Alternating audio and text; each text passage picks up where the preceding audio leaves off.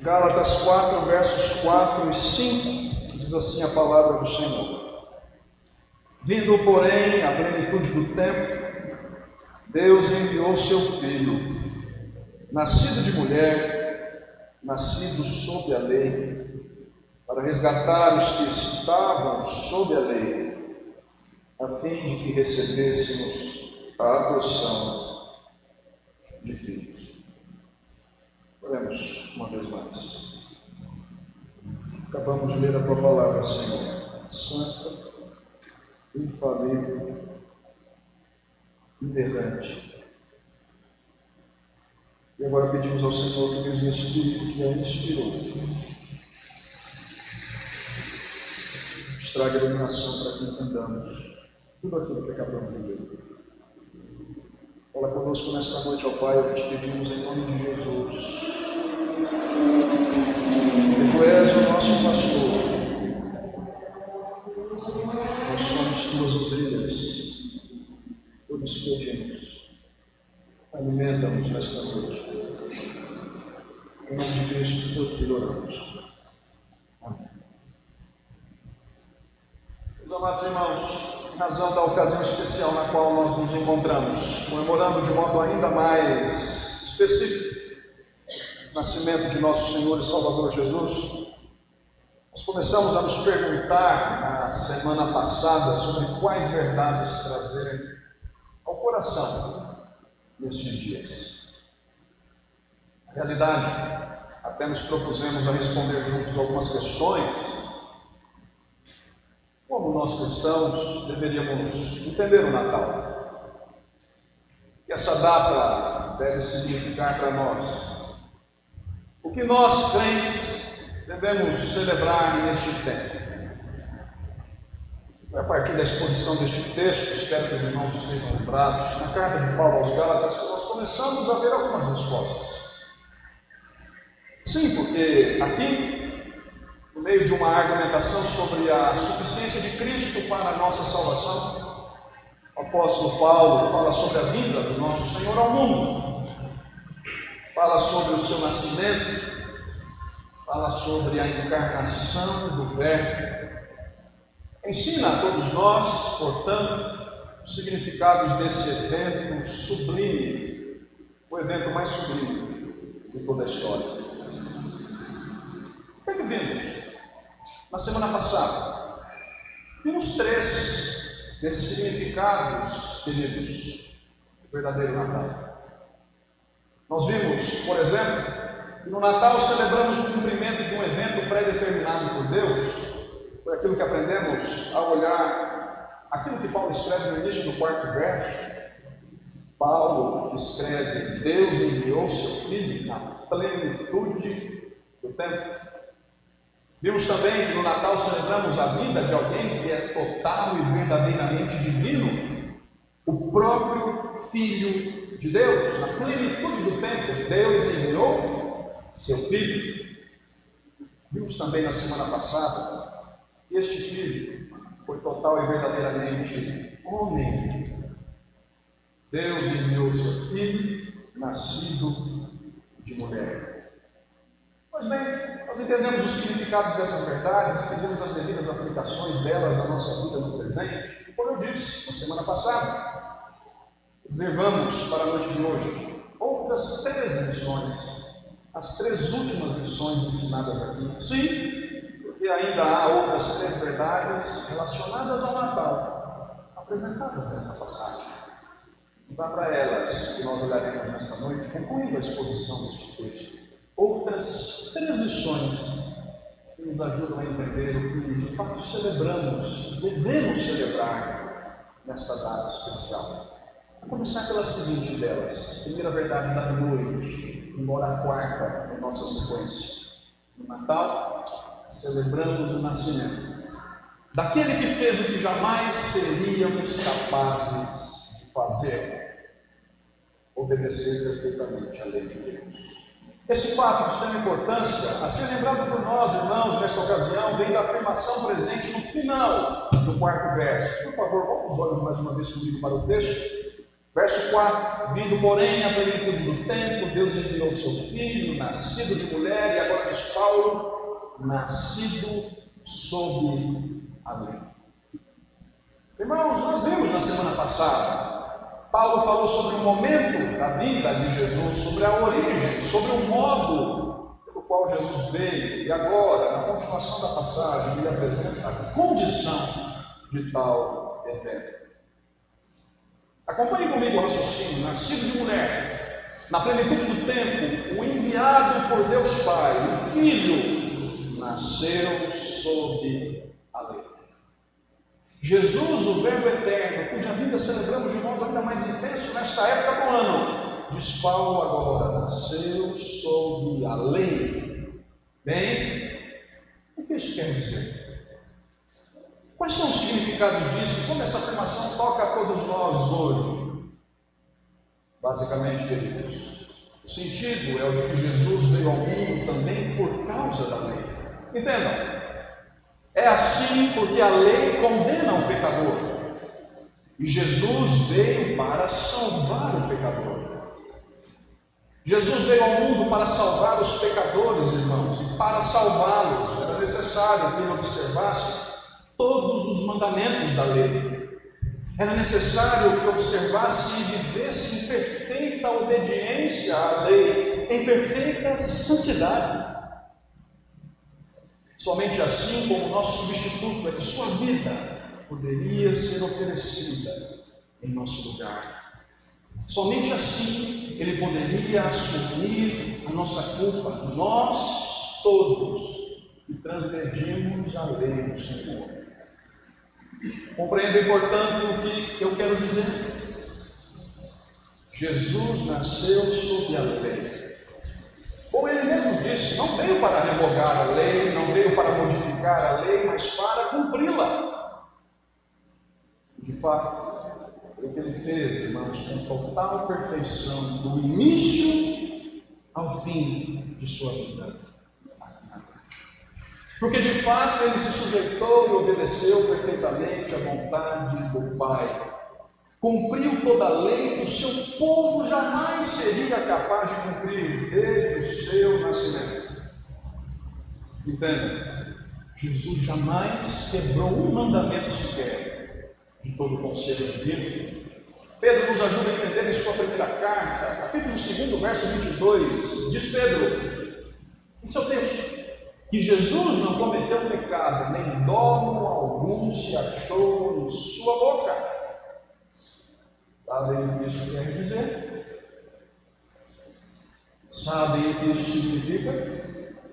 Que ele teve êxito, queridos, onde todos os outros, antes e desde então, falharam. Que ele cumpriu perfeitamente toda a justiça da lei, e exatamente por isso foi ele qualificado de maneira única para ser oferecido em lugar do seu povo. Ora, porque ele morreu sob a lei, submeteu-se à pena de morte, que a lei previa ao pecador, mesmo sendo inocente. Sabe? Paulo fala disso nesta carta em diversos momentos. Por exemplo, por favor, marquem aqui no capítulo 4, e vejam comigo o verso 13 do terceiro capítulo. Ainda na carta aos Gálatas, capítulo 3, verso 13. Paulo já havia dito a esses crentes: Cristo nos resgatou da maldição da lei, fazendo-se Ele próprio maldição em nosso lugar, porque está escrito: maldito todo aquele que for pendurado em madeira.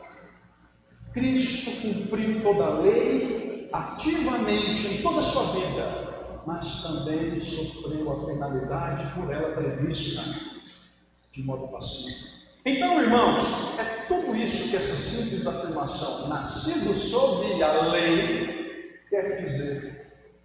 Jesus cumpriu aquilo que seu povo pecador jamais seria capaz de cumprir. E também é isso que nós celebramos no Natal. Vejam, irmãos, com que grande amor nós fomos amados. Vejam o tamanho do amor que nos alcançou, Cristo, Filho eterno de Deus. tornou-se sujeito à lei em nosso lugar, subsistindo em forma de Deus, como escreve Paulo aos Filipenses, não tomou por usurpação o ser igual a Deus, não se apegou a esse fato, mas decidiu tornar-se obrigado à lei em nosso lugar, e a obedeceu perfeitamente, e sofreu a sua penalidade em nosso lugar. E nós, irmãos, será que temos vivido de modo suficientemente grato? Será que temos sido gratos a esse amor?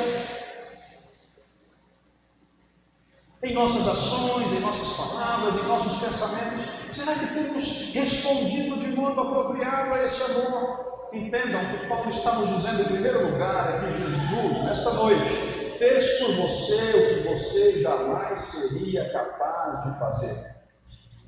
E aí eu te pergunto, não é o bastante para amá-lo, meu irmão? Com toda a sua força, com todo o seu entendimento? Não é o bastante para devotar toda a sua vida a Ele? Nós fomos amados nesse ponto.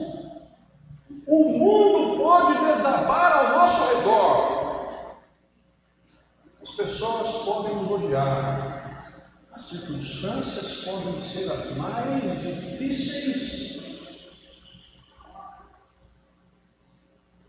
e penosas. Mas nada pode mudar a realidade descrita aqui. Deus enviou o seu Filho para fazer por nós o que jamais seríamos capazes de guardar perfeitamente a lei de Deus. Essa é a primeira lição da noite. Mas ainda há outras duas, outra próxima que nós vamos agora. Agora nós vamos para o quinto verso.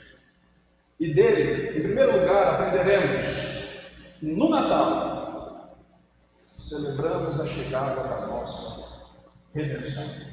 Segunda lição da noite, a primeira do quinto verso. No Natal, celebramos a chegada da nossa redenção. Percebam, queridos, que no quinto verso, o texto revela o propósito desse evento sublime. O propósito do maravilhoso mistério da encarnação do Filho de Deus, do qual nós nos lembramos mais especificamente nesta noite, nesta semana.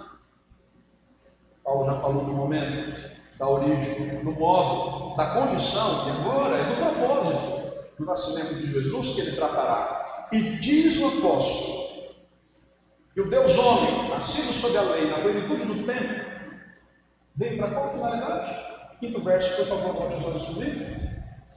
Para resgatar os que estavam sob a lei. Vamos entender o que isso significa? O que se tem visto aqui, irmãos, é o sacrifício de Jesus. É a expiação que Cristo efetuou na cruz do Calvário, ou seja, é o cumprimento da pena do pecado em favor daqueles que antes estavam sob a maldição da lei. Entendam, irmãos, o que o apóstolo Paulo está nos ensinando em quinto e penúltimo lugar de toda a passagem, segunda lição desta noite, é que Jesus veio para pagar um preço para nos libertar, e um preço alto, irmãos, um grandioso e penoso preço. Mais uma vez, deixem-me lembrar daquilo que Pedro escreve em sua primeira carta, capítulo 1, versos 18 e 19, sabendo que não foi mediante coisas corruptíveis como prata ou ouro, crentes, que fostes resgatados do vosso culto procedimento, mas pelo precioso sangue, como de cordeiro sem defeito e sem mácula, o sangue de Deus. Qual foi o preço da nossa redenção, irmãos?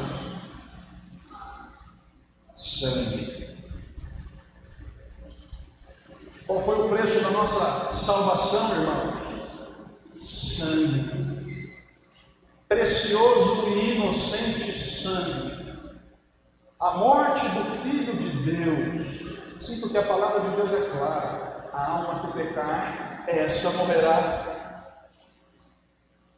A palavra de Deus é clara. O salário do pecado é a morte. Nós conhecemos a história, queridos. Os nossos primeiros nossos pais no Éden escolheram pecar, representando todos nós, do gênero humano, escolheram desobedecer a Deus. E qual foi a consequência? Todos nós passamos a merecer a morte. Todos nós passamos a merecer a eterna condenação, o eterno juízo de Deus. Todos nós passamos a merecer o justo castigo do Santíssimo Criador. Entendam, nós estamos, portanto, todos sob a maldição da lei, naturalmente falando. Diante da lei somos todos culpados. A santa e boa lei de Deus nos condena, porque escolhemos desobedecê-lo. Essa é a maldição sob a qual todo ser humano se encontra. Culpados, diz a lei de Deus a todos nós. Dignos de morte, diz a lei de Deus a todos nós. Mas é aí que entra a boa nova do Evangelho.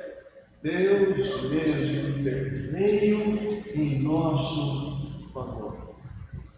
E de um modo, queridos, e de um modo a se manter justo e santo, porque Ele não deixou de cobrar o preço da nossa culpa. Ele o cobrou.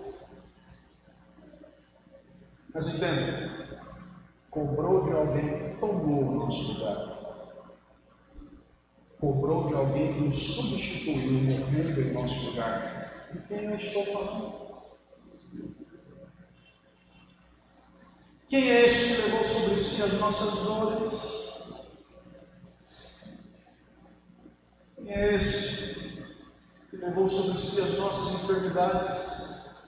Jesus, nascido de mulher, nascido sob a lei. No Natal, celebramos a chegada da nossa redenção, porque Ele veio, entre outras coisas, para resgatar os que estavam sob a maldição da lei.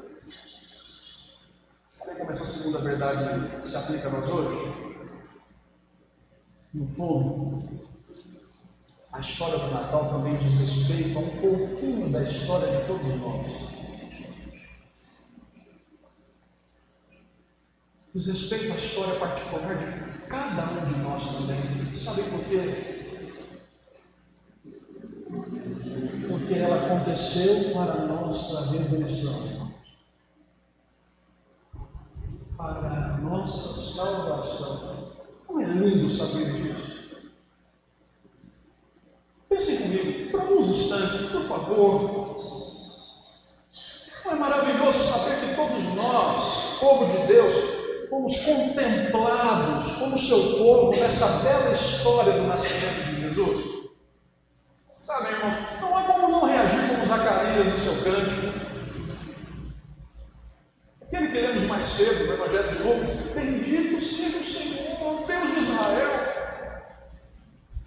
que visitou e redimiu o seu povo. Não há como não reagir como Maria. A minha alma engrandece ao Senhor. Não há como não reagir como os anjos, as miríades celestes, por ocasião do anúncio daquela boa nova, cantado: glória a Deus nas alturas. Irmãos, não é lindo saber que o bebê de Maria, nascido em Belém, deu seus primeiros passos, pronunciou suas primeiras palavras, nasceu, cresceu, morreu e ressuscitou para cumprir um plano que desde sempre nos incluiu.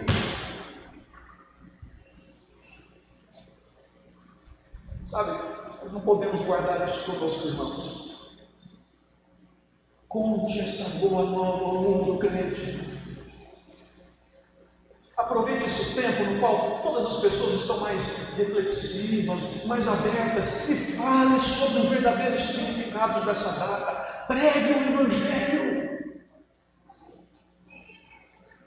Anuncie essa salvação. Conta ao mundo crente que Deus enviou o seu Filho para a salvação de todo aquele que nele crê. A notícia é boa demais para guardarmos conosco.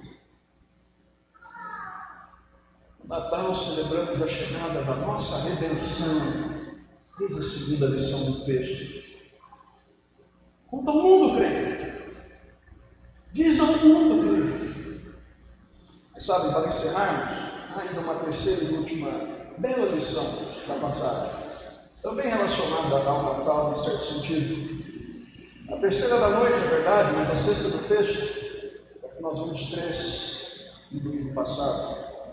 Essa última verdade, irmãos, para encerrarmos, é a seguinte, porque no Natal celebramos a razão da nossa adoção como filhos de Deus. Nossa libertação, é verdade, mas também a nossa adoção como filhos de Deus. Bem, se irmãos prestarem atenção à leitura, viram que essa lição final é extraída do finalzinho do 5º verso, da sua declaração final. Vejam comigo. 5º verso, volte os olhos comigo. Para resgatar os que estavam sob a lei, mas também, ou a fim de que recebêssemos a adoção de Deus. Para terminar, irmãos, vejam que Paulo discorre sobre mais de um propósito, assim digamos, da encarnação do Filho de Deus. Reparem, Paulo diz que o perdão dos nossos pecados não foi a única bênção que Deus nos concedeu ao enviar seu Filho ao mundo. Agora, somos informados de que a vida de Cristo também implicou, também significou a nossa adoção como filhos de Deus. Entendam, irmão? Entendam? A informação divinamente inspirada é a de que Deus enviou seu único Filho para nos fazer todos nós que o recebemos e confessamos o seu nome, também seus filhos e filhas. Vamos pensar em alguma coisa juntos aqui. Deus poderia, irmãos, ter se limitado a nos libertar da escravidão, não é verdade? Poderia ter se limitado a nos resgatar do cativeiro, da maldição da lei, e é claro que isso já seria ótimo. Não mais culpados, ótimo. Não mais condenados à morte eterna, ótimo, ótima notícia. Mas vejam como o Evangelho vai além. Notem, não só fomos libertos da maldição em Cristo, da maldição da lei, como também fomos adotados por Deus. Mais do que nos libertar da escravidão, Ele nos tornou seus filhos. Está bem, há uma história que nos ajuda a ilustrar isso aqui. Conta a história que na época triste e penosa da escravidão nos Estados Unidos, época na qual negros foram, de modo forçado, submetidos à exploração,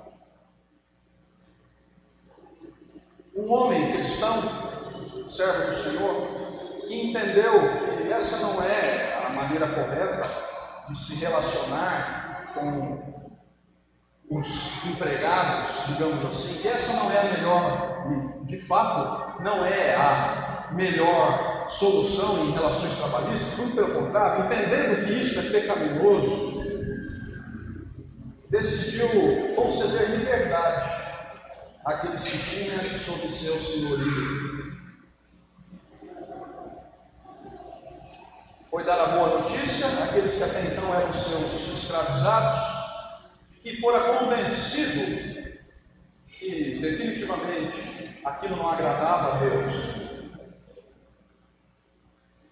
E conta a história, irmãos, que ao dar a boa notícia, os homens alforreados, libertos, ficaram extremamente felizes, contentes, estavam livres, enfim.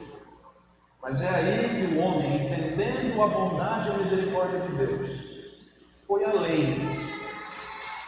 Não só lhes deu liberdade, como lhes disse: a partir de hoje, se vocês quiserem, viverão em minha casa com meus filhos. Se sentarão à mesa juntamente com os meus filhos. Serão tratados como são tratados os meus filhos. Para que de algum modo repare todo o mal que nos fiz até aqui. Sabe, irmãos, é mais ou menos isso que Paulo está nos informando aqui. Essa história nos ajuda a entender essa bênção maravilhosa descrita aqui. Deus não apenas nos libertou da escravidão do pecado, nos tornou livres da maldição da lei, Ele nos adotou como seus filhos em Cristo Jesus. No capítulo 1, verso 12, não é isso que diz o texto, mas a todos quantos o receberam, deu-lhes o poder de serem feitos filhos de Deus, a saber os que creem no seu nome. Deus enviou o seu Filho, meu irmão, para que eu e você fôssemos feitos seus filhos também. No Natal, celebramos a razão da nossa adoção como filhos de Deus. Eu termino fazendo algumas aplicações. Lembre-se disso, meu irmão. Neste e todos os demais natais que Deus te permitiu passar, nós celebramos nessa época do ano o evento que na plenitude do tempo significou a nossa adoção da família de Deus. Sabe, veja como isso nos toca. A nossa família de sangue, aqui na terra, pode até nos abandonar.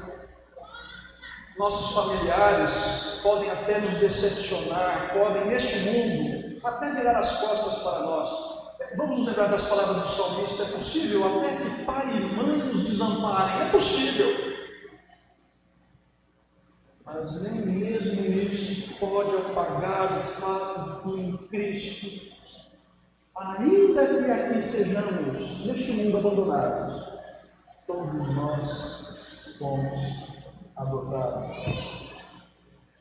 Fazemos parte da família de Deus.